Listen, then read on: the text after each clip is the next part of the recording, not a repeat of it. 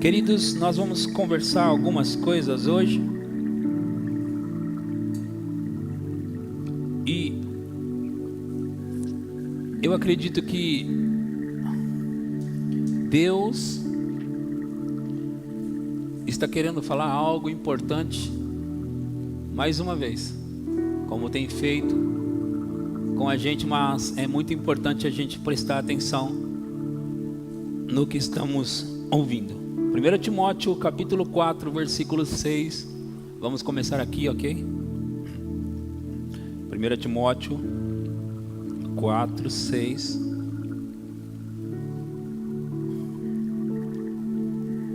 1 Timóteo 4, 6 diz... Você encontrou? Diga amém se encontrou. Você pode ler também com a gente aqui no quadro, ok? Então diz assim: expondo estas coisas aos irmãos, serás bom ministro de Cristo Jesus, alimentado com as palavras da fé e da boa doutrina que tens seguido. Paulo escreveu na verdade essa carta a um jovem pastor chamado Timóteo. E Timóteo tinha uma missão que não era fácil. Então Paulo teve que escrever encorajando a Timóteo mais de uma vez, inspirando Timóteo e sempre mantendo ele firmado de que a missão era dada por Deus e ele ia ser bem sucedido nela. Qual que era a missão? Timóteo era o pastor da igreja de Éfeso. E a igreja de Éfeso, apesar de ser provavelmente a maior igreja da época, ela era uma das... A cidade, no caso de Éfeso, era uma das mais idólatras da época. E na verdade não é somente no que diz respeito à idolatria de ídolos, mas era uma cidade promíscua, uma cidade verdadeiramente parecida com Sodoma e Gomorra. E Paulo deu algumas recomendações para Timóteo. E ele disse depois das recomendações, na versão King James atualizada diz: orientando aos irmãos quanto a esses assuntos, serás bom ministro de Cristo Jesus, nutrido pelas palavras da fé e da boa teologia que tens seguido. Aqui na nossa versão, põe de novo no quadro que nós estamos usando agora, ele diz: expondo estas coisas aos irmãos, serás bom ministro de Cristo Jesus. Expondo estas coisas aos irmãos. Eu estava ouvindo um ministro renomado chamado Rick Renner, e não é a dupla de dois homens, né, chamado Rick Renner, é um ministro mesmo, coincidência. Mas esse ministro, ele sabe muita coisa do grego, das palavras grego. É um missionário americano na Rússia. Ele está na Rússia há muitos anos. E ele estava fazendo um comentário sobre esse versículo, e ele disse que isso significa literalmente isso que eu vou te dizer com as minhas palavras, para você entender bem. Timóteo, você precisa ir debaixo da igreja, ou das pessoas da igreja, e colocar um fundamento bem embaixo delas. Você precisa colocar esse fundamento ali, ok? E esse fundamento precisa estar bem colocado embaixo das pessoas. E aí ele disse: Timóteo, se você fizer isso, você será considerado um ministro como foi Jesus. Isso que significava o que ele estava dizendo, um bom ministro de Cristo. Mais literalmente era um ministro como foi Jesus. E Jesus, ele era o grande mestre, não é? É ele que colocava o fundamento, os alicerces. e a base para a doutrina. E quando se fala de doutrina, não é aquela coisa chata que a gente cresceu muitas vezes ouvindo, hoje é o culto de doutrina na igreja, e você ia para a igreja, o culto de doutrina era falar sobre as roupas que você deveria vestir, né, a forma que você deveria pentear o cabelo, não ter barba. Não, na verdade isso não é doutrina, isso é costumes. Agora doutrina significa literalmente o ensino de Cristo, ok? Ensinamento é doutrina. Então, se você fizer isso, colocar um fundamento debaixo da igreja, ou das pessoas na igreja, se você colocar um fundamento debaixo deles, você será considerado um ministro muito bom, um ministro como o foi Jesus. Agora, ele falou fazendo essas coisas, e essas coisas, eu quero saber quais são. Você tem interesse em saber quais são elas? Do que ele estava falando?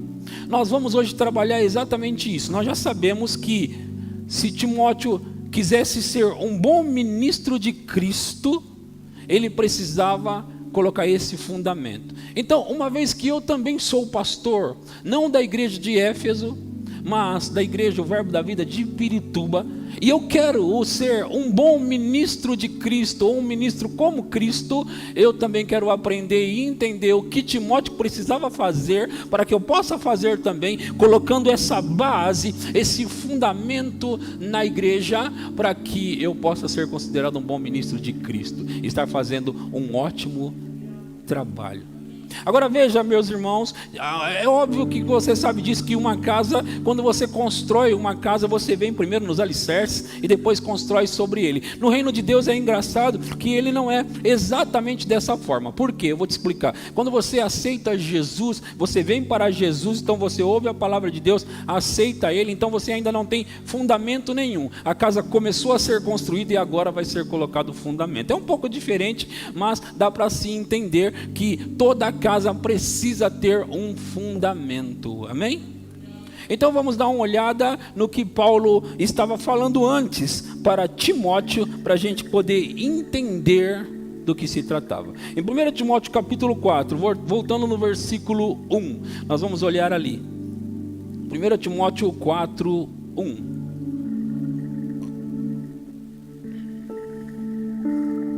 Mas, bom, vamos lá.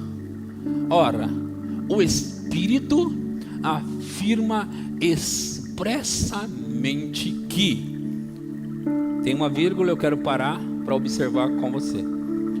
Aqui diz que o Espírito, e ali está da maneira certa, como deveria ser, o Espírito com letra maiúscula, que é o Espírito Santo.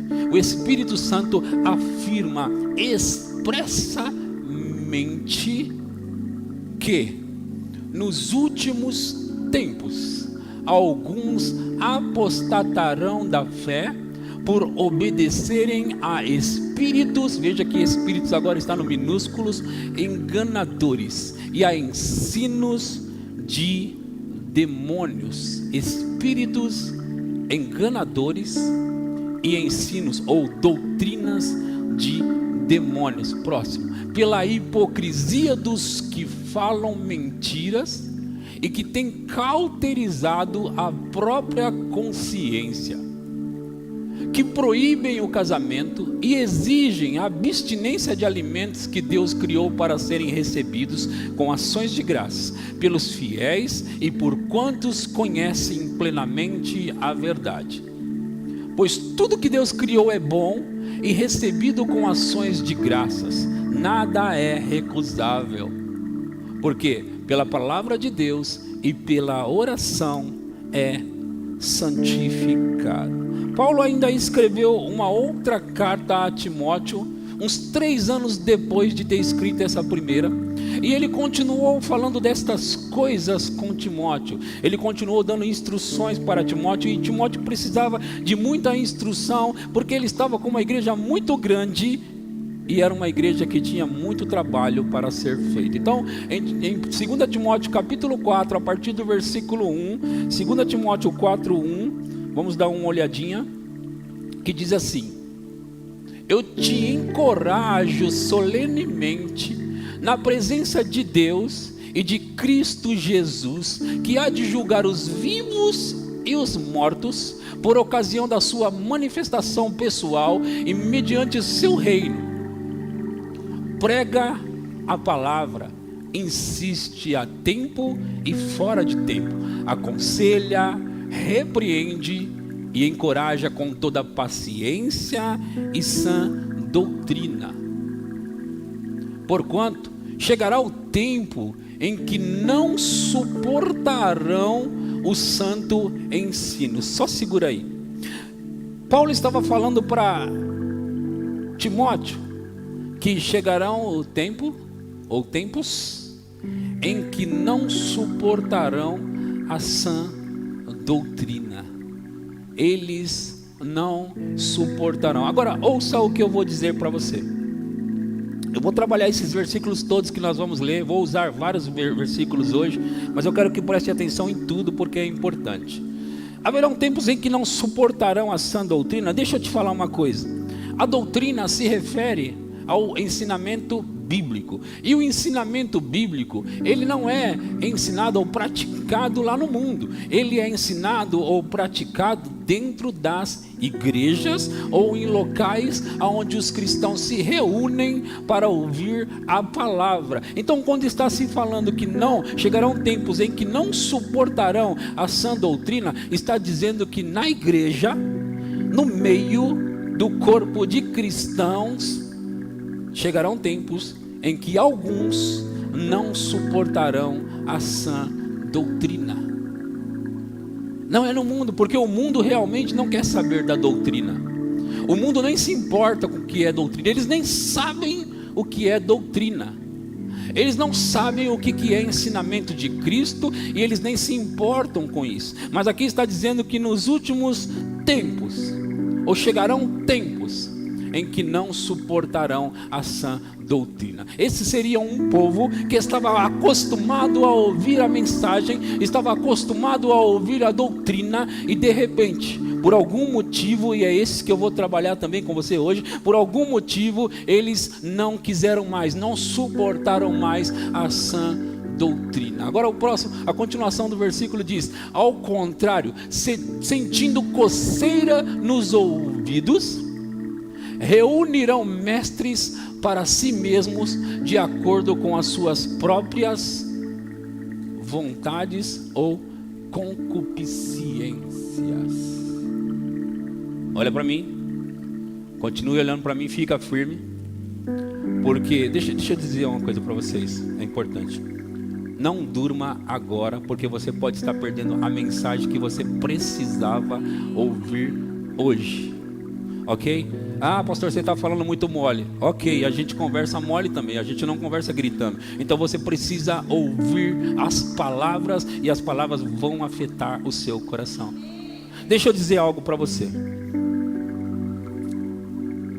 Em Mateus 24, versículos 3 e 4. Mateus 24, versículo 3 e 4. Eu já vou voltar nesses textos de Timóteo, mas eu vou ler para vocês Mateus 24, 3 e 4. Em Mateus 3 diz assim: tendo Jesus se assentado no Monte das Oliveiras, os discípulos chegaram até ele em particular e lhe pediram: dize-nos, quando ocorrerão estas coisas? E qual será o sinal da tua vinda e do final dos tempos? Então lhes revelou Jesus. Põe na versão ARA ou RA, por favor. No Monte das Oliveiras, achava-se Jesus assentado quando se aproximaram dele os discípulos em particular. E lhe pediram: dize-nos, quando sucederão estas coisas? E que sinal haverá da tua vinda e da consumação do século? E ele lhes respondeu: vede que ninguém vos engane. Eu já vou ler o próximo, mas esse versículo, quando ele começa a dizer vede, essa palavra vede talvez não tenha o significado que ela queria dizer na sua época que foi falado, mas esse vede quer dizer preste bem atenção no que eu vou dizer agora. Mais ou menos isso, ok? Estou usando uma linguagem bem atualizada. Ou, olha só, o que eu vou dizer agora é muito importante e você precisa ouvir e dar especial atenção a ela. Então, vede significa mais ou menos isso. Vede que ninguém vos engane. Próximo. Porque virão muitos em meu nome dizendo: eu sou o Cristo, e enganarão a muitos. Agora volta em 1 Timóteo capítulo 4, versículo 1. E antes de ler 1 Timóteo 4:1, eu queria dizer para vocês que realmente, verdadeiramente, certamente, estamos nos últimos dos últimos dias. E é interessante notar que existem alguns ensinos de escatologia, que você começa ele por um lado, você chega em um lugar, você começa por outro e chega no mesmo lugar. E esses ensinos, por exemplo, em 1948, a nação de Israel foi dada como nação, né? Como Estado, é isso? Em 1948.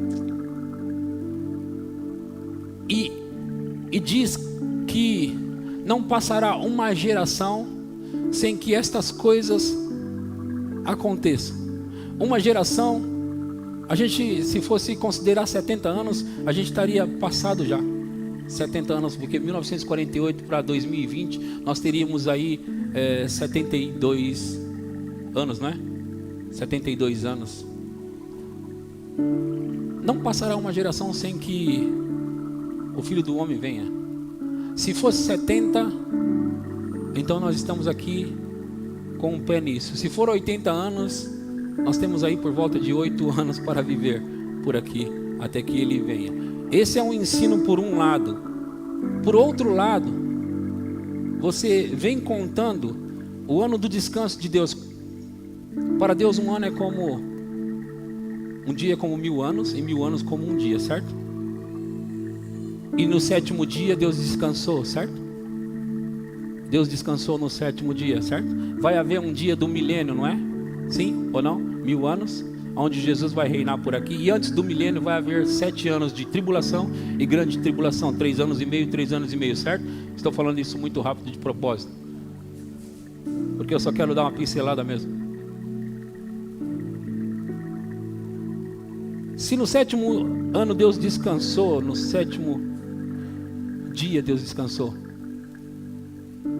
então se passaram 6.000 anos, de Adão até Abraão, se passaram aproximadamente 2.000 anos, porque de fato foi 2008 anos. De Abraão até Jesus, mais 2.000 anos.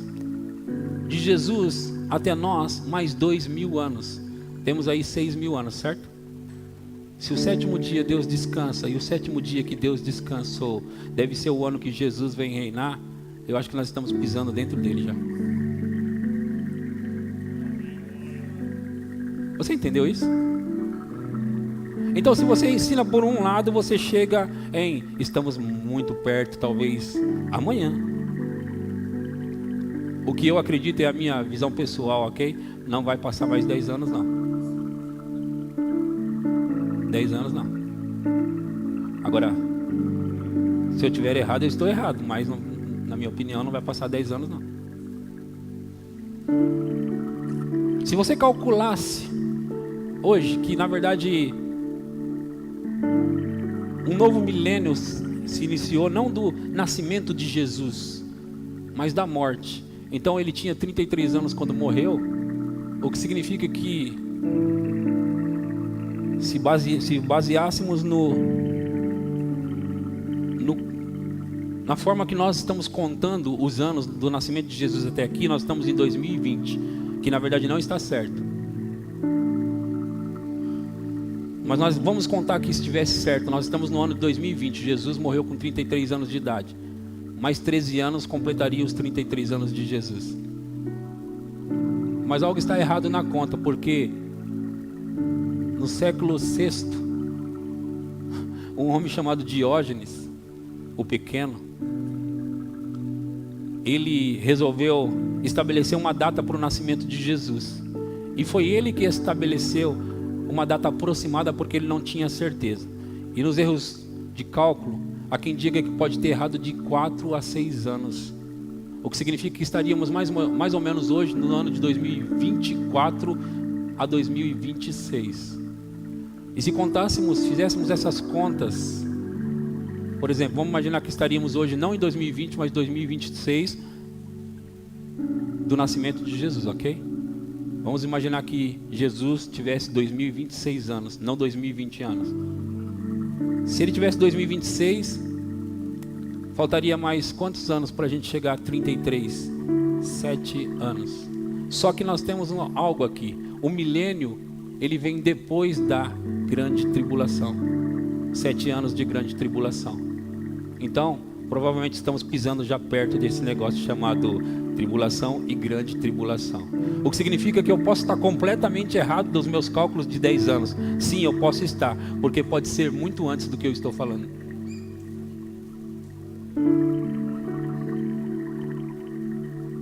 Então, se você conta por um lado, não passará uma geração inteira até que tudo isso aconteça. Uma geração, se for 70 já passou, se for 80 falta 8 anos.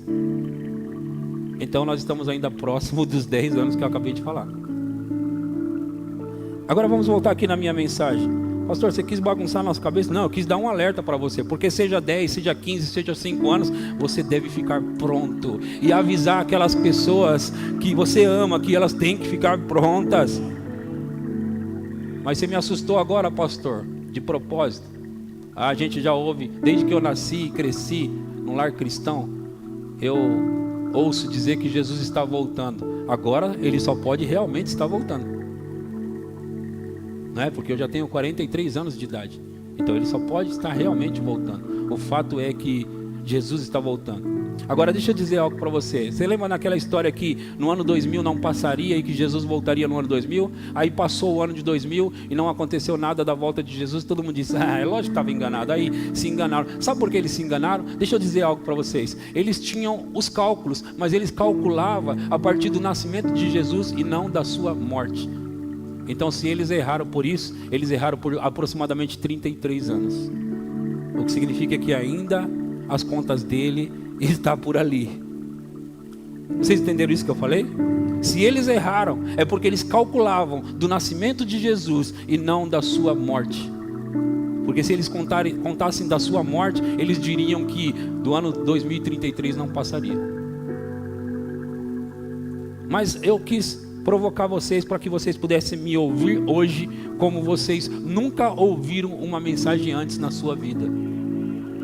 Então não vale a pena dormir hoje, sendo que você sabe que você pode estar a poucos anos agora da volta de Jesus. Então dormir não é mais importante do que ouvir essa mensagem agora. 1 Timóteo capítulo 4, versículo 6. 4, versículo 1 quer dizer. 1 Timóteo 4, 1, eu vou voltar aqui. O Espírito expressamente afirma que nos últimos dias, nos últimos tempos, alguns apostatarão da fé, por obedecerem a espíritos enganadores e a ensinos de demônios. Deixa eu dizer algo para você. O diabo, o demônio, o chifrudo, ele é o mestre do engano, ou dos enganos, ou das ilusões. O mestre das ilusões. E você precisa prestar atenção no que eu vou dizer agora. O diabo, ele é o mestre das ilusões ou dos enganos, certo? Você sabia disso? Ele é de qualquer forma, e o pai da mentira também. Agora, se o diabo aparecesse nesse culto hoje à noite, de uma maneira que nós conhecemos folcloricamente, né, com seu rabo e chifre, nós reconheceríamos o diabo, sim ou não? Olharíamos para ele e diríamos o quê? Ah, diabo, é você, não é? Ele ia olhar para você e ia dizer: como você me descobriu aqui? Aí você ia dizer: por causa do chifre e do rabo. Ele: eita, da próxima vez que eu vier aqui eu vou vir sem o rabo e sem o chifre. Então ele não viria mais dessa forma, não é verdade? Então você sabe que o diabo não é tão bobo, não é? Ele não vai aparecer aqui de chifre e rabo. Assim como você, se quiser pegar um rato, você não vai colocar alguns caroços de chumbinho e colocar bem ali e deixar ali, a qualquer momento ele vai comer esse chumbinho e ele vai morrer. Não, você não vai fazer isso. Por quê? Porque você sabe que o rato, apesar de ser um rato, ele é mais inteligente do que isso. Sim ou não? E você acha que o diabo vai vir com um engano puro? Não, o engano vai vir misturado com o que é verdadeiro, o que parece a verdade, o que não parece engano. Por quê? Porque está revestido de uma comida gostosa que foi colocado chumbinho dentro dela. Então o rato olha para a comida e pensa: uau, é isso que eu estava querendo. Então o engano vai vir revestido de verdade, e vai se parecer muito com a verdade, e é por isso que vai enganar sorrateiramente a muitos. E ali diz: nos últimos tempos alguns apostatarão da fé por obedecerem a espíritos enganadores e a ensinos de demônios. Ensinos de demônios. Deixa eu dizer algo para você. Eu tenho visto que pessoas estão sendo levadas, enganadas por esse tipo de ensinos. Tem um pregador famoso, mundialmente famoso, e ele tem várias mensagens boas, e eu não ouvia esse pregador porque eu ouvia dizer que ele era um herege, então eu não escutava ele. Mas um dia eu estava lá no meu celular e eu escuto muitas mensagens sobre oração em outras línguas. Então ele tinha lá uma mensagem sobre oração em outras línguas. Eu pensei: uau, deixa eu ver o que ele fala sobre oração em línguas. E aí eu comecei a ouvir a mensagem dele sobre oração em línguas. Eu falei: nossa, está muito certinha, do começo ao fim. Deixa eu ver outra, e deixa eu ver outra, e outra. E aí agora eu já tinha ouvido quase 100 mensagens dele, e eu tinha lido 3 livros dele. E aí eu descobri pelo menos 5 erros doutrinários naquela doutrina. E eu pensei: eu não quero mais ouvir ele. Eu não quero mais ouvir ele. Por quê? Porque aquele engano revestido com a verdade vai me corromper em algum momento. Então eu não quero isso. Agora, nós, quando somos levados para o engano, nós somos levados sorrateiramente. É como o Guto e o Ricardo, eles cortam cabelo. Não sei se mais alguém aqui corta, mas eu sei que os dois cortam. E sei também que os dois fazem aquele corte degradê. Sabe como que é o degradê? Só olhar para o Ricardo aí que você vai ver que o cabelo dele está no corte degradê, não é? Então assim, eles fazem um tipo de disfarce, né, para que a parte de cima seja grande, e vai descendo e diminuindo até o ponto de você nem perceber que ele fez aquilo, né? Isso chama-se o corte degradê. Esses ensinos de demônios, eles são assim: você vai seguindo ele e como um degradê, você olha e nem repara que foi feito algo diferente, você só acompanhou e daqui a pouco você já está metido naquela doutrina de demônio. Em 2 Pedro capítulo 2 versículo 1, agora eu vou ler um texto gigantesco com vocês, mas eu quero que prestem atenção, ok? Pedro estava falando as mesmas coisas que Paulo. Por quê? Porque o Espírito Santo é quem inspirou a Bíblia, então tinha que ser igual. Assim como no meio do povo surgiram falsos profetas, Pedro está falando assim do Velho Testamento. No meio do povo, lá no Velho Testamento, surgiram falsos profetas. Assim também haverá entre vós, agora ele está falando de vós, de nós, falsos mestres, os quais introduzirão dissimuladamente, veja, corte degradê, só para a gente entender, introduzirão dissimuladamente heresias destruidoras, até ao ponto de renegarem o soberano. Eles vão chegar no absurdo de renegarem o soberano Senhor que os resgatou, trazendo sobre si mesmo repentina destruição. Deixa eu dizer isso. Existe um ensino de graça ou sobre graça que diz que, em primeiro lugar, você, e esse é um dos erros aos quais eu me referi quando eu disse que eu achei 5 erros. Existe um ensino sobre graça que diz que você não precisa mais pedir perdão porque tudo já está perdoado. Então existe uma meia-verdade embutida nessa mentira. Primeiro ponto, você realmente está perdoado do pecado que você vai cometer. De fato que Jesus pagou o preço por todos os pecados, passado, presente e futuro, e isso é uma verdade. Agora, eles ensinam, baseado nisso, que você não precisa, já que você está perdoado do pecado que você vai cometer, você não precisa pedir perdão. Uma coisa é Deus ter estabelecido já o pagamento da dívida, outra coisa é você receber ou não essa recompensa. E para você receber essa recompensa, você precisa ter se arrependido. Você entendeu? A cura te pertence e é um fato consumado na cruz do Calvário. Mas para você desfrutar da cura, você precisa receber a cura. Ela não cai automaticamente na sua vida. Mesmo que o preço já tenha sido pago pela cura, ela te pertence, mas você vai só desfrutar dela se você pegar a cura. É a mesma coisa, perdão de pecados. Ele já está pago, é um fato, mas você vai desfrutar dele se você pegar. E como que pega o perdão de pecados? Recebendo. Como que recebe? Se arrependendo dos seus pecados.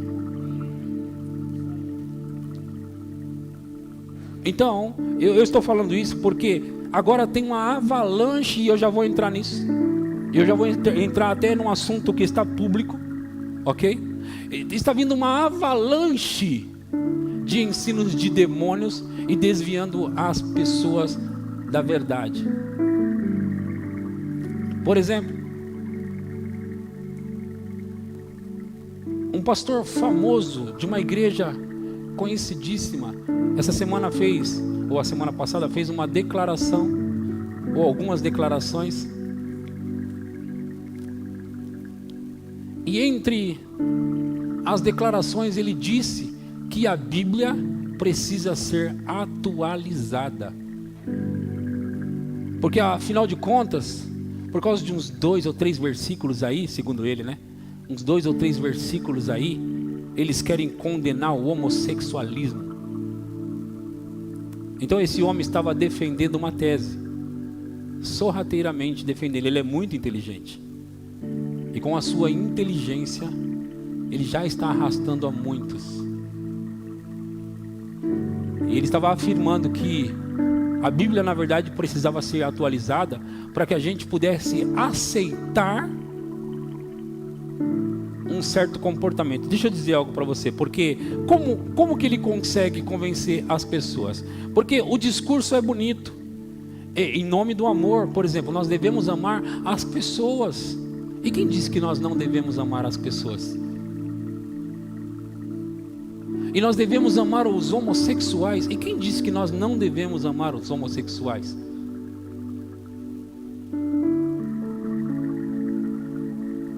Eu tenho um irmão homossexual, eu sou apaixonado por ele. Ele mora com um homem, e eu amo ele de paixão. Mas o pecado dele é pecado de qualquer forma. Não é o fato dele ser o meu irmão que eu vou arrumar uma doutrina para defender a tese. Eu amo o meu irmão. Ele é o meu irmão como todos os outros. Nós somos em 10. E aqui pelo menos nós temos uns 7 irmãos aqui. Nós somos em 7 mais ou menos aqui. Ou 6. Que está aqui hoje à noite. E todos amam Ele igualmente. Nossa família é muito unida, os irmãos são muito unidos, ninguém está brigado com ninguém, ninguém parou de falar com ninguém. Não acontece isso na nossa casa. Nós somos treinados nisso. Agora nós amamos aquele irmão e queremos tirá-lo das garras do diabo, e nós vamos tirar. Agora não significa, irmãos, que aquilo está certo. Então, em nome do amor, porque temos que amar e aceitar o homossexual, sim, nós temos que aceitar, mas quando ele chegar aqui, ele vai aprender o que a doutrina bíblica diz.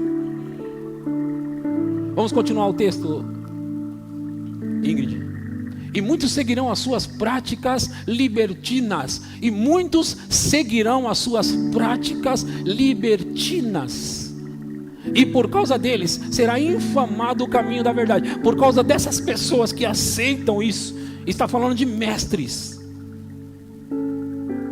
será infamado o caminho da verdade. Também, movidos por avareza, farão comércios de vós com palavras fictícias. Para eles, o juízo lavrado a longo tempo não tarda, e a sua destruição não dorme. Ouça, irmão, ouça, isso aqui é Novo Testamento. Dizem que não haverá juízo para ninguém. Dizem que agora a graça veio de tal forma que não se preocupa sobre os pecados que você comete, porque vai dar tudo certo no final. Olha o que diz aqui, não diz que vai dar tudo certo no final, e nós estamos lendo o Novo Testamento.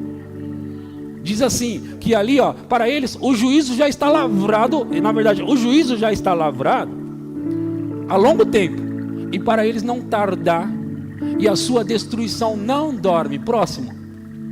Ora, se Deus não poupou anjos quando pecaram, antes precipitando-os no inferno, os entregou a abismo de trevas, reservando-os para juízo.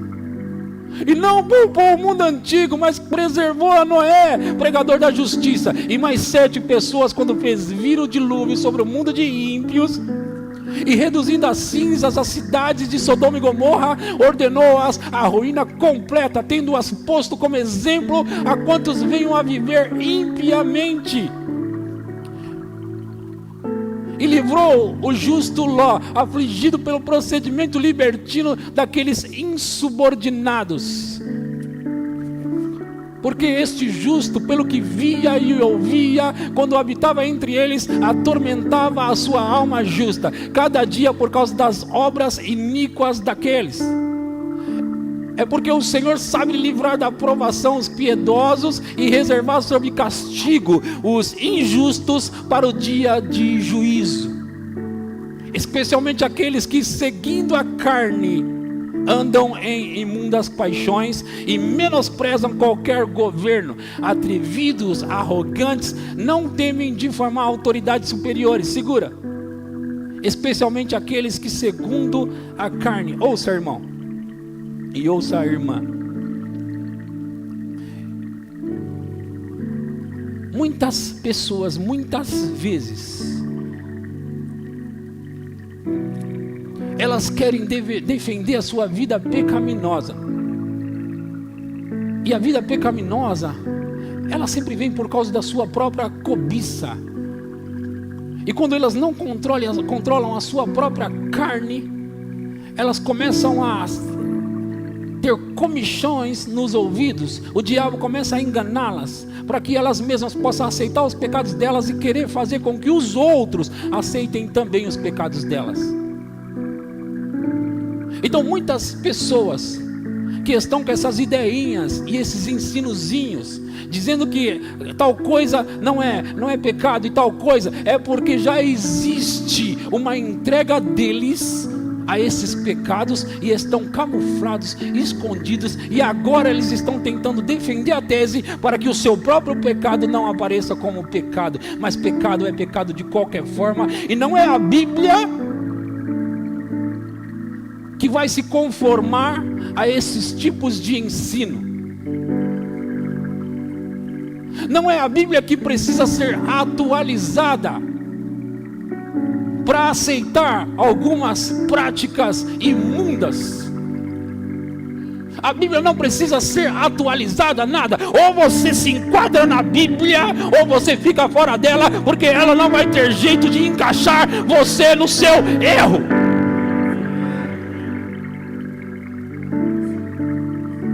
Não. Vamos continuar ali. Ao passo que anjos, embora maiores em força e poder, não proferem contra elas juízo infamante na presença do Senhor.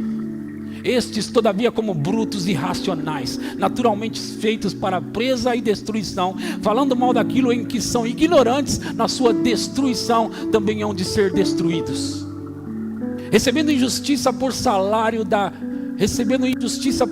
injustiça que praticam, considerando como prazer a sua luxúria carnal em pleno dia, quais nódoas e deformidades eles se regalam nas suas próprias mistificações, enquanto banqueteiam junto convosco, tendo os olhos cheios de adultério, insaciáveis no pecado, engodando almas inconstantes. Olha só,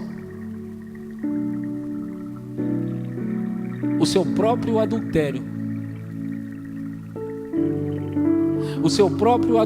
insaciáveis.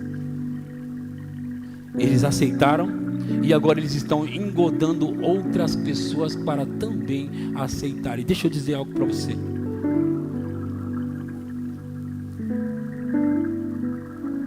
Nós estamos vivendo dias onde essas coisas estão sendo comuns, e muitas vezes dentro das próprias igrejas. Falar disso ofende as pessoas. Se isso está ofendendo você hoje à noite, eu te digo algo: você está comprometido com o mundo. Se isso está atingindo você de tal forma a fazer você ficar, na verdade, irado, ao invés de arrependido, saiba de uma coisa: o mundo está engolindo você.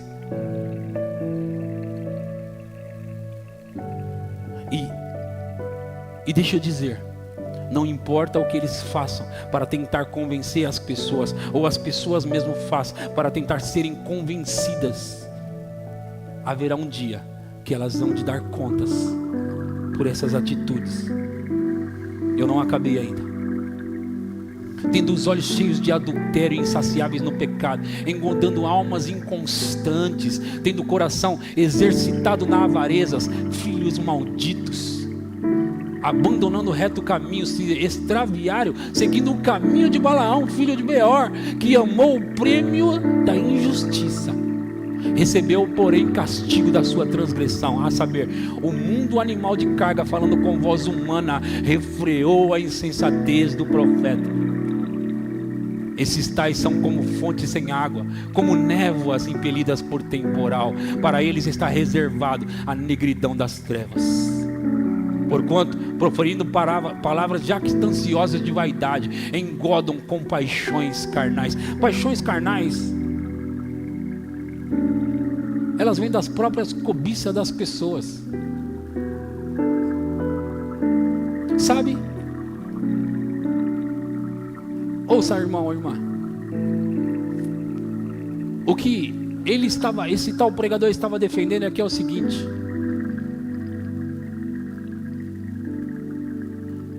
ser homossexual é uma condição. Ele é assim, e não uma escolha. Ele estava defendendo isso. É uma condição.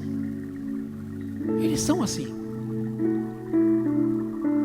Agora, a gente sempre ouviu, baseado na Bíblia, é claro, que sexo fora do casamento, e ainda sexo entre pessoas do mesmo sexo, é pecado. Mas de repente a gente começa a inventar. Por exemplo, se disse assim: não, mas eu tenho vontade de ter relacionamento com um homem, está dentro de mim. Eu tenho vontade de ter relacionamento com um homem, está dentro de mim. Ouça, deixa eu dizer para você: se eu fosse me entregar a tudo que tenho vontade de fazer, veja, quando eu era jovem, eu era um cara mulherengo. Estava lá, pedindo perdão para Deus, pedindo perdão para Deus e de novo. Até que um dia eu consegui dar conta disso e disse: Pai, acabou isso na minha vida. Mas eu era bem jovem, há mais de 20 anos atrás, e eu deixei esses pecados. Agora vamos imaginar a cena, que tudo isso volta em mim, porque na verdade eu passei a dominar aquilo que me dominava, certo? Vocês concordam comigo? Existem muitas pessoas aqui que talvez foram parecidas comigo nesse sentido, mas cada um tem a sua própria cobiça, aquilo que seria assim, algo mais tentador que você tem que lidar dia após dia. Pode ser que não seja com relacionamento, né? Homem e mulher, mas pode ser que seja em relação a outras coisas. Por exemplo, alguém que roubava e agora não rouba mais, mas sempre vem aquela tentação por roubar, né? Aquele desejo por roubar, ou enfim, existem várias coisas. Agora vamos pensar o seguinte, que tudo isso, todo esse sentimento estivesse aqui dentro de mim hoje, mas eu sou casado, mas esse sentimento de ter outra mulher ou outras estivesse aqui dentro de mim e eu justificasse dizendo, afinal de contas, é uma condição minha, é só uma condição minha, eu não consigo viver de outra forma, eu só consigo viver desse jeito. E aí a gente tem que agora, eu como pregador vou começar a pregar para vocês, porque vocês pensam que não, eu sei que é absurdo e berração, mas tem pastores que pregam assim, para defender o seu pecado. Eles trocam de mulher dentro das suas próprias igrejas, troca de mulher dentro da própria igreja, e eles fazem as leis, as regras, baseadas segundo eles na Bíblia, para defender que aquilo é certo. Agora vamos imaginar que eu tivesse essa tendência também, não é? Eu não controlasse nada daquilo, e agora eu vou deixar minha esposa, porque afinal de contas está dentro de mim, sabe? Está dentro de mim. Eu nasci assim, sabe? Eu nasci desse jeito. É como homossexual, homem, ou até a mulher que também tem desejo por outra mulher, ela dissesse: mas eu nasci desse jeito, olha essa vontade como está grande dentro de mim, está forte dentro de mim. Então não precisa controlar, porque afinal de contas está dentro de você, não precisa controlar. Então imagina que cada um de nós agora não fôssemos controlar todas as nossas vontades e desejos que todos nós temos, porque afinal de contas nascemos assim. Então a gente libera tudo, vamos liberar tudo, porque afinal de contas nascemos assim. Aquele que roubava, ele descobre que na verdade eu posso roubar porque eu nasci ladrão. Aquele que era mulherengo, ou a mulher que era homerenga, né? Ela dissesse: não, está tudo bem, vários homens, está tudo bem, porque afinal de contas eu nasci assim. E ninguém controla mais nada. Ninguém controla mais nada. Então, você imagina a bagunça que ia ficar. Mas cada um ia receber o justo castigo. Por quê? Porque se trata de, põe o versículo de volta, porque se trata de você dominar as suas paixões, você controlar a sua carne, você controla e não arruma uma desculpa para continuar praticando o seu erro.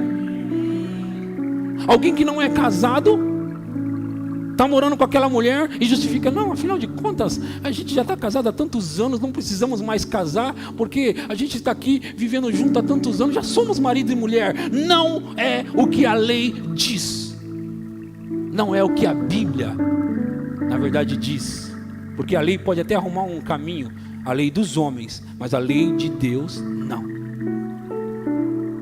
Não adianta arrumar um jeito de justificar o seu pecado, porque pecado é pecado e ponto final. Você precisa lidar com o seu pecado e não tentar arrumar versículos bíblicos para tentar defender. E quando não encontra, diz que a Bíblia é que precisa ser atualizada. Não achei um meio. Eu sou inteligente demais, não achei um meio, não achei um caminho. Então vamos fazer o seguinte: a Bíblia acho que precisa ser atualizada. Porquanto proferindo palavras jactanciosas de vaidade, engordam com paixões carnais, por suas libertinagens, aqueles que estavam prestes a fugir dos que andam no erro. Próximo. prometendo-lhes liberdade. Você viu? Eles estavam prestes a fugir do erro, mas alguém chega e promete liberdade. Alguém é os mestres, os ensinadores. Promete liberdade quando eles mesmos são escravos da corrupção. Isso se parece com o que eu falei agora há pouco. Eles mesmos são escravos disso e agora estão ensinando. Eu não consigo me libertar, afinal de contas está tudo certo, viu gente? Homens, está tudo certo. A mulher a reviria, tranquilo. Se a sua mulher não acertar, manda ela embora. E vai, faça do seu jeito, faça o que você quiser. É claro que se alguém cortar esse trecho, vai falar, olha o que ele falou ali. Se cortar esse trecho, vai pegar eu no erro, não pegou? Mas não é o que eu estou dizendo. O que eu estou dizendo é que já pensou? Se eu agora dissesse para vocês, porque aí eu justifico o meu erro. Eu não estou no erro, eu estou dando exemplo, ok? Para você não achar que... Aí eu me engano, na verdade, maliciosamente, porque eu não estou me enganando, porque eu sei da verdade, mas eu engano vocês, prometendo-lhes liberdade quando eles mesmos são escravos da corrupção, pois aquele que é vencido fica escravo do vencedor. Portanto, se depois de terem escapado das contaminações do mundo, mediante o conhecimento do Senhor e Salvador Jesus Cristo, se deixam enredar de novo e são vencidos, tornou-se o seu último estado pior do que o primeiro. Ouça, isso está falando para cristãos, crentes. Estes que já deixaram o pecado, venceram o pecado, se eles são enganados e voltam ao pecado, o seu estado se torna pior do que era antes. E um versículo diz que na verdade realmente volta 7 demônios. Próximo. Piores do que aquele. Pois melhor lhes fora nunca tivessem conhecido o caminho da justiça do que, após conhecê-lo, volverem para trás, apartando-se do santo mandamento que lhes fora dado. Você percebe que essa carta está escrita para a igreja? Está no Novo Testamento e fala com pessoas que já foram salvas, pessoas que já receberam a salvação. Está dizendo, essas pessoas, se voltarem,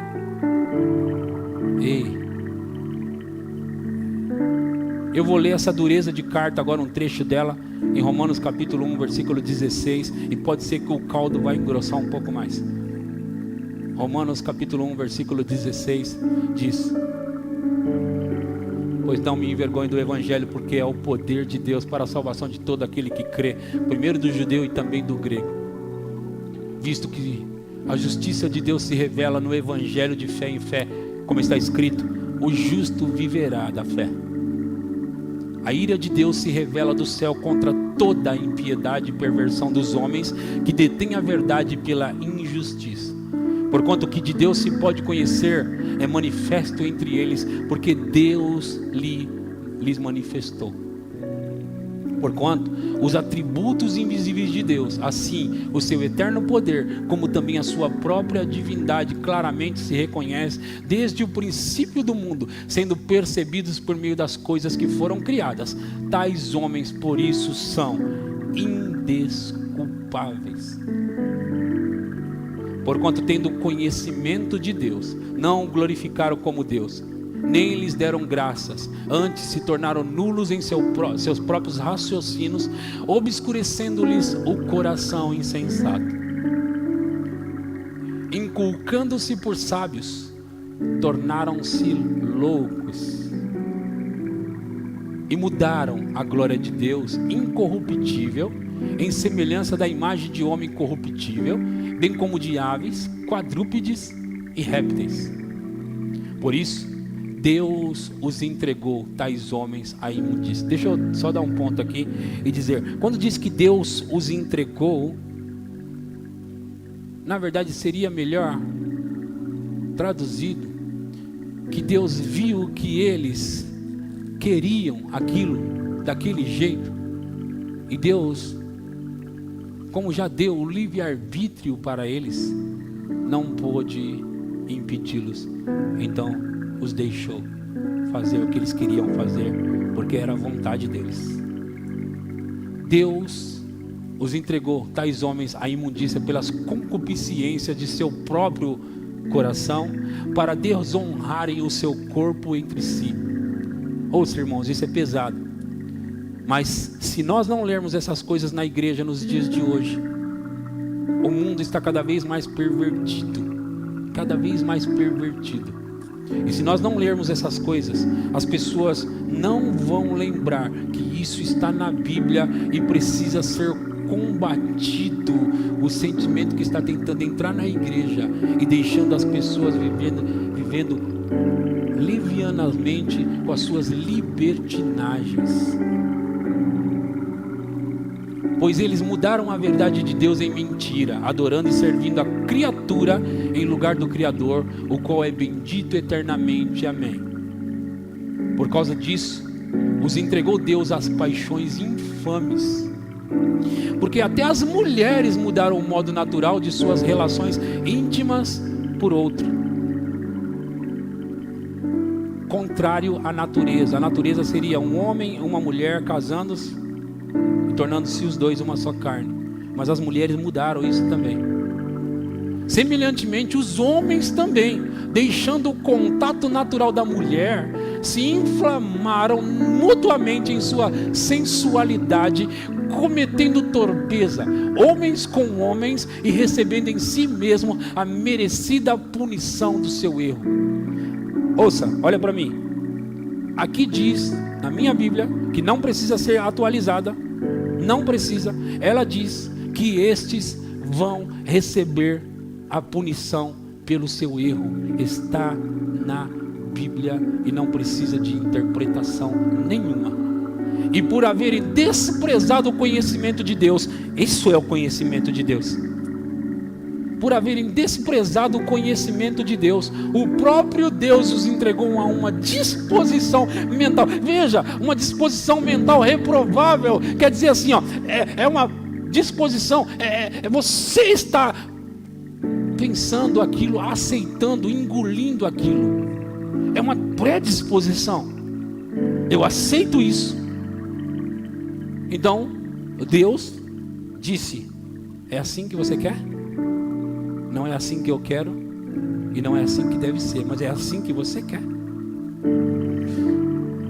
Para praticarem coisas inconvenientes, cheios de toda injustiça, malícia, avareza, maldade, possuídos de inveja, homicídio, contenda, dolo e malignidade, sendo difamadores, caluniadores, aborrecidos de Deus, insolentes, soberbos, presunçosos, inventores de males, desobedientes aos pais, insensatos, pérfidos, sem afeição natural e sem misericórdia. Ora, conhecendo eles a sentença de Deus, de que são passíveis de morte, o que tais coisas praticam, não somente as fazem, mas também aprovam os que assim procedem. Eles fazem e aprovam os que assim procedem.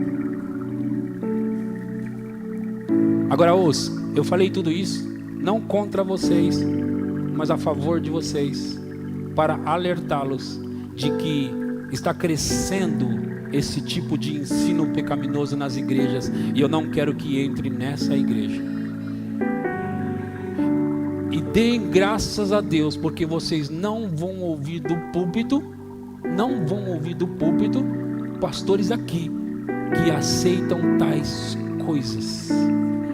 E nós não vamos aceitar ninguém na igreja que está recebendo esse tipo de ensino lá fora, seja lá de onde for, e queira trazer para cá. Nós vamos ficar na sã doutrina, custe o que custar, dando na canela. Nós vamos andar na verdade, nós vamos ficar com a verdade, e nós vamos proclamar a verdade, doa a quem doer, porque isto é salvação para vós outros, isso é libertação para vós outros, isso vai manter a igreja bem abençoada, isso vai manter a igreja saudável, livre da condenação, livre do engano do diabo, livre de todas essas contaminações do mundo.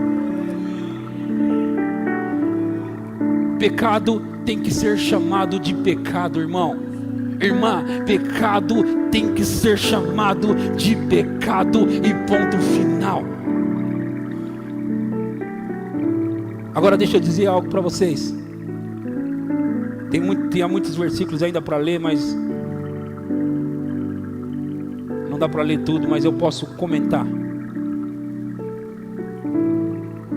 A Bíblia diz que pessoas estão cauterizando a sua própria consciência. Como que é isso? Como se dá isso? Você comete um erro e vou esconder aqui, tá tudo bem. E você comete outro, e você comete outro, e o diabo gosta e ele vai entrando. E você comete outro e você vai aceitando, e o diabo gosta e ele dá parabéns para você. E você comete outro e você não se arrepende, porque afinal de contas o mundo está bagunçado, então você comete outro. O mundo está em trevas, então você comete mais outro. A minha filha, ela me falou que ela começou a tocar violão. Agora recentemente, todos os que tocam instrumento de cordas, violão e guitarra especialmente, até o baixo, né, sabe disso. Você precisa calejar ou cauterizar os dedos, não é isso? Cauterizar. E ela disse que tinha calejado o dedo dela, então ela já não sentia mais, mas no início, para ela tocar e ficar apertando ali aquelas cordas, doía muito. Agora chegou um ponto onde já não dói mais os dedos dela e dos músicos que tocam um instrumento de corda, não dói mais. E por que não dói? Porque ali já está calejado ou cauterizado, certo? Então não sente mais. Está cauterizado, não sente. Quando você comete pecado e pecado e pecado e pecado e pecado, e de repente você percebe que você não está sentindo mais, é porque você está cauterizado. E não adianta ninguém tentar te corrigir, porque você não aceita mais. Não adianta ninguém falar para você versículos como esse, não, você vai tentar arrumar uma desculpa, porque você está cauterizado. E chegar num ponto de estar cauterizado é muito perigoso. Uma repentina destruição vem por aí. Ouça, mesmo que Jesus tenha morrido por todos nós, pagado o preço dos nossos pecados, ainda o salário do pecado é a morte. Só que o dom gratuito de Deus é também a vida eterna. Então vamos lá, vamos separar uma coisa da outra. O salário do pecado continua sendo a morte. O dom gratuito de Deus continua sendo a vida eterna. Haverá um dia que o dom gratuito de Deus será tirado da terra, mas ainda não foi.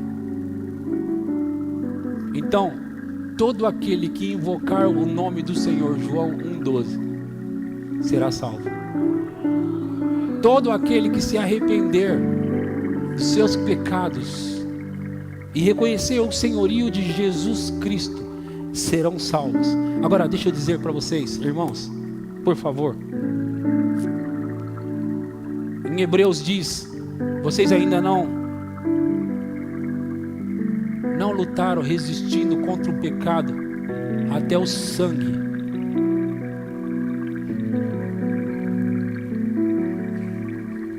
Eu quero dizer para vocês hoje à noite, lute contra isso. E eu estou falando da sua vida, da sua própria vida. Lute contra isso até o sangue, dando nas canelas.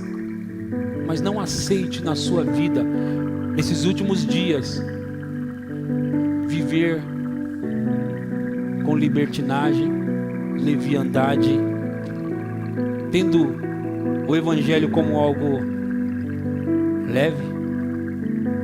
Lute, irmão e irmã, para você viver de tal forma que você vai agradar o Senhor.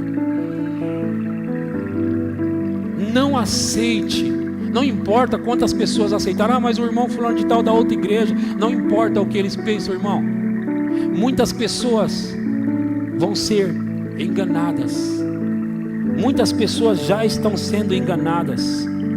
Muitas pessoas estão sendo enganadas.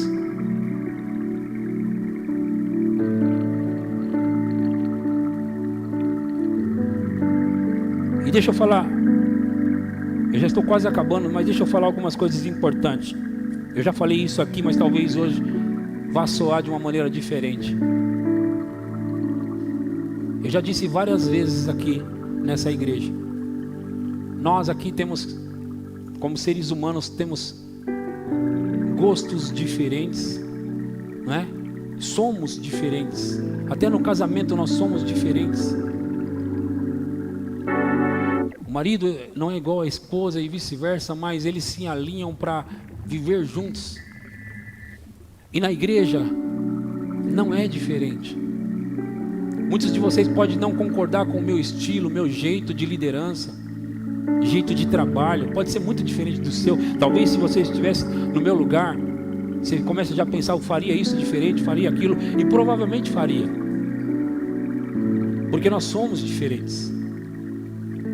Agora, isso não deve impedir cada um aqui de se submeter à minha liderança.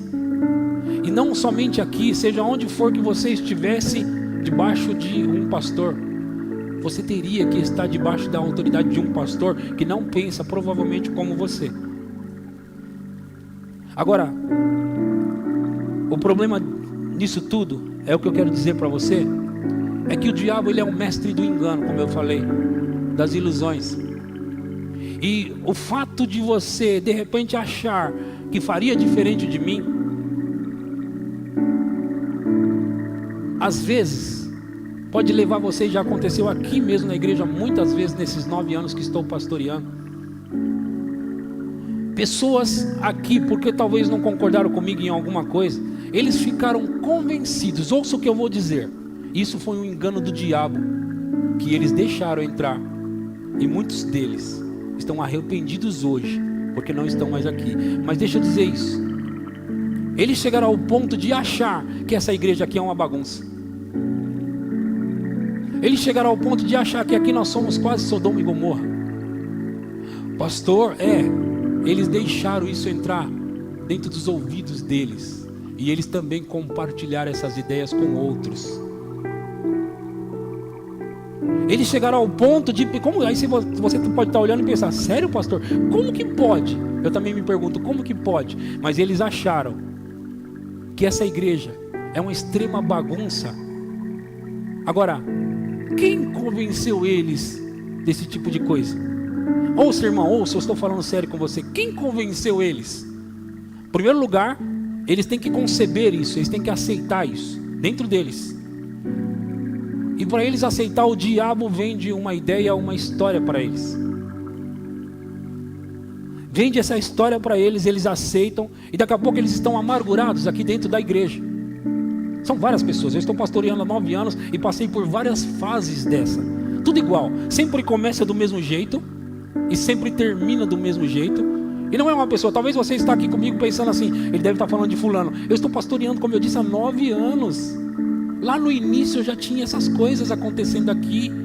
E ele não é só aqui, nós não somos os privilegiados para ter essas coisas. Essas coisas acontecem nas igrejas. Não é somente na igreja do pastor Edson, é nas igrejas. E aí começa aquelas coisas, sabe? Aquele grupo, é só para você lembrar que não é só de um povo específico. Aquele grupo começa a se juntar e falar mal da igreja, falar mal do pastor, falar mal das pessoas, da liderança, começa a falar mal. E daqui a pouco todos eles compraram juntos a ideia. Eles compraram, isso acontece vez após vez. Eles compraram juntos a ideia. E daqui a pouco eles estão amargurados. Sabe o que aconteceu? Eles passaram vários meses na igreja ainda, sem ouvir pregação nenhuma do pastor. Não ouviram. Pessoas como Ricardo, Vinícius, voando, crescendo, e tantos outros aqui que dão a mesma importância para as mensagens, voando, ao passo que eles estão amargurados por não estar voando, e na verdade eles estão voltando. Ouça o que eu vou falar para você. Eu disse que o diabo é o mestre dos enganos. Se o diabo quisesse impedir você de ser alimentado, ele ia provocar você aonde, gente? Em não querer me ouvir mais. Se eu fosse o diabo, eu nunca serei, mas vamos supor, com um pouquinho de inteligência que eu tenho, eu ia na fonte de alimentação sua. Então eu ia começar a me aproximar de você e ia começar a dizer, você já percebeu que ele não liga muito para você? Vamos supor que eu fosse o diabo, tá? Pastor Edson, você pensa que ele gosta de você, né? Mas deixa eu te dizer umas coisas que... Degradê, lembra do degradê? Sorrateiramente. Não é descaradamente, é sorrateiramente. Você percebeu aquela hora que ele passou por você ali? Você não estava observando, né? Estou falando para você. Você tem que ficar esperto, irmão. Estou falando com você porque você é maduro. Maduro é assim. Então deixa eu te explicar. Começa a observar para você ver. Você vai começar a perceber. Aí daqui a pouco você está com a antena ligada. Qualquer movimento do pastor, você...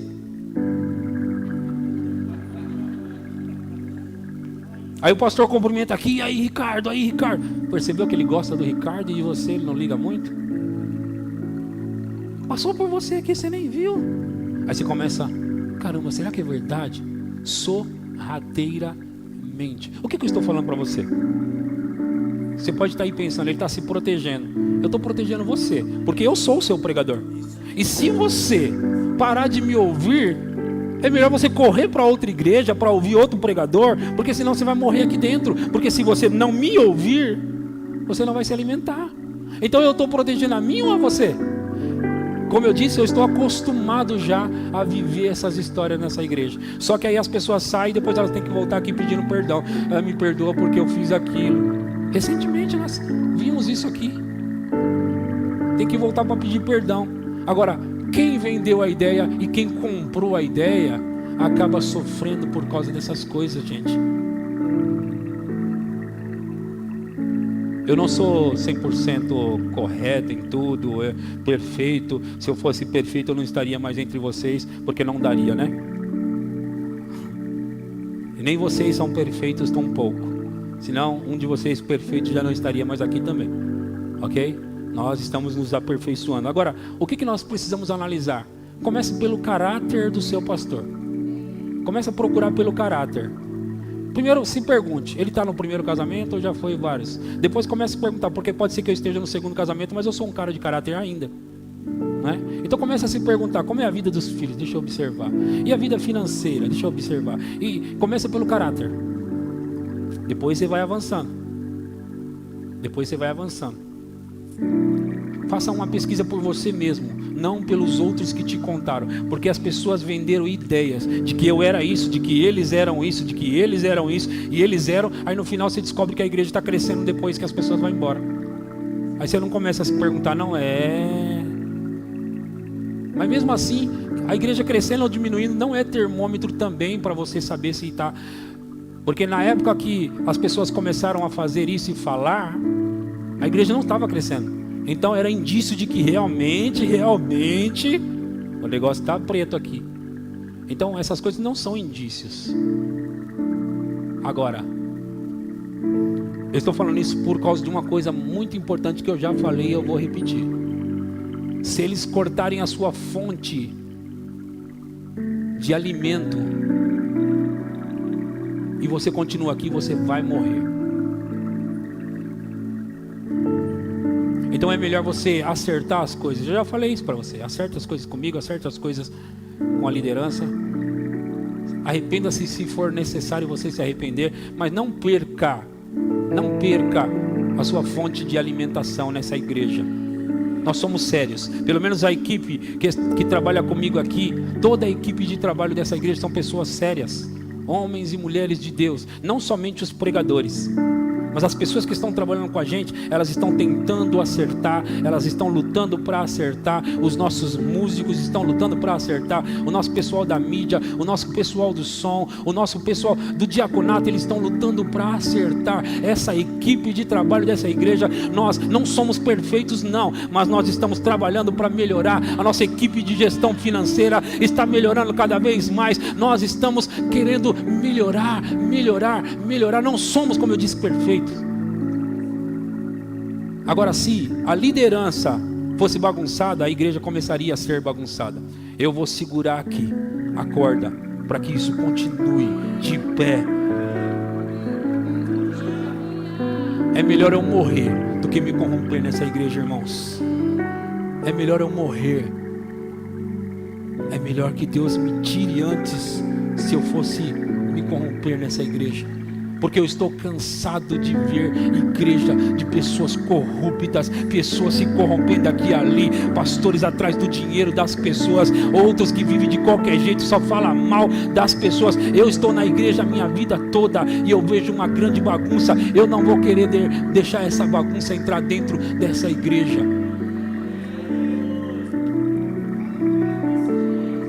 Eu não vou querer deixar essa igreja ficar sendo mais um número na história de mais uma igreja. Eu vou prestar contas de cada coisa que eu fizer aqui, cada palavra que eu falar aqui, cada atitude que eu tomar aqui. Eu vou prestar contas e eu sei disso. Eu levo essa palavra a sério, irmão. Eu não estou vivendo uma vida leviana e é por isso que os meus irmãos estão me seguindo aqui, porque eu tenho vivido de tal forma para impactar a vida deles, impactar a vida dos meus filhos e viver de tal forma para que a igreja realmente tenha homens e mulheres que são fiéis à doutrina, mesmo que o mundo se corrompa. E você deve viver de tal forma a dizer a mesma coisa, mesmo que todos vão se corromper. Eu não vou me corromper, eu vou continuar firme, eu vou andar em justiça, eu vou andar em verdade. Isso não é só para mim, é para mim e para você. O mundo pode se corromper, o mundo pode desviar, eu não vou desviar.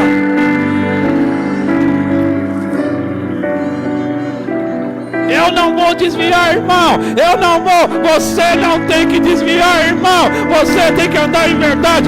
Você tem que andar em justiça. Você tem que andar na palavra.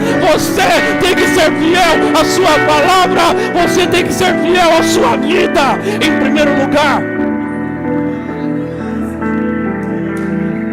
Se não fosse por causa de mim, eu viveria dessa forma por causa dos meus filhos, porque eu não quero que eles desviem. Se eles forem desviar, não vai ser por causa de mim, porque eu vou viver de tal forma diante deles, até que eles saibam que o pai deles passou nessa terra e viveu como um homem correto.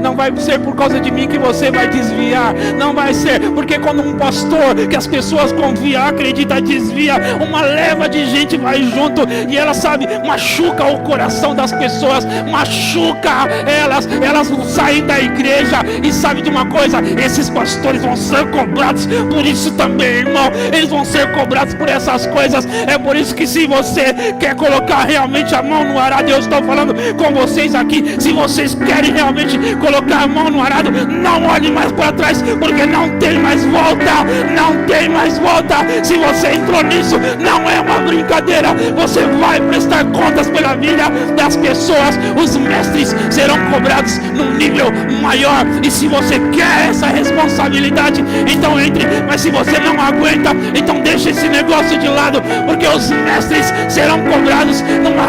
Oh, irmão, saiba disso. Eu não estou brincando de igreja, eu não estou brincando de ser crente. Quando eu decidi deixar o mundo, quando eu decidi parar com aqueles negócios do mundo, eu resolvi que eu ia viver para Deus, dando na canela. Eu decidi que eu ia viver para Deus, e tudo que eu estou fazendo hoje aqui é impulsionar você a pensar sobre a sua vida e pensar que você vai viver dessa forma, custe o que custar. Não há mais tempo a perder, irmãos. Não há mais tempo a perder, irmãos.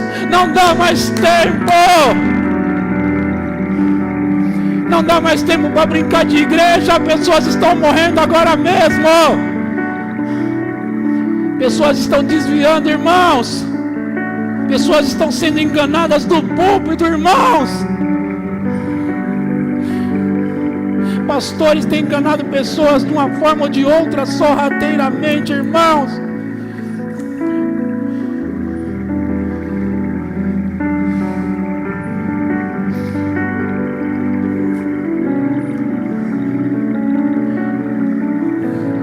Enquanto eu viver, enquanto eu estiver por aqui, você não vai me ver metido em nenhum escândalo, não vai me ver metido em nenhuma falcatrua, Não vai me ver, não vai, não vai. Porque eu prefiro morrer. Sabe, eu prefiro morrer antes de escandalizar um desses pequeninos. Você pode achar que eu sou duro, que eu sou mole, que eu sou mais ou menos, que eu sou, não importa. Sabe de uma coisa? Eu tenho um caráter a prestar contas, e eu vou prestar contas. Jeitos são jeitos, jeito de liderar, eu sou assim, eu gosto assado. Nada disso importa no reino de Deus. E que conta para Deus é a sua vida íntegra diante dele. Sabe, como você viveu nessa terra. E quando eu quis pastorear, sabe por quê? Sabe, a minha esposa é minha testemunha. Quando eu quis pastorear em Pirituba, é porque eu comecei a ver igrejas sendo quebradas. Igrejas sendo quebradas por causa dos próprios líderes. E eu pensei, sabe, eu quero abrir uma igreja e trazer todas essas pessoas para cá, para eles verem o que realmente é igreja, para eles saberem o que realmente é igreja, para eles saberem o que é ser pastor e cuidar das pessoas. A minha esposa é minha testemunha. Há 20 anos atrás, eu desejando ser pastor para pegar todas aquelas pessoas. E quando eu vejo pessoas do meu passado que vêm para ser membro aqui na igreja, como é o caso dela, eu me alegro com isso.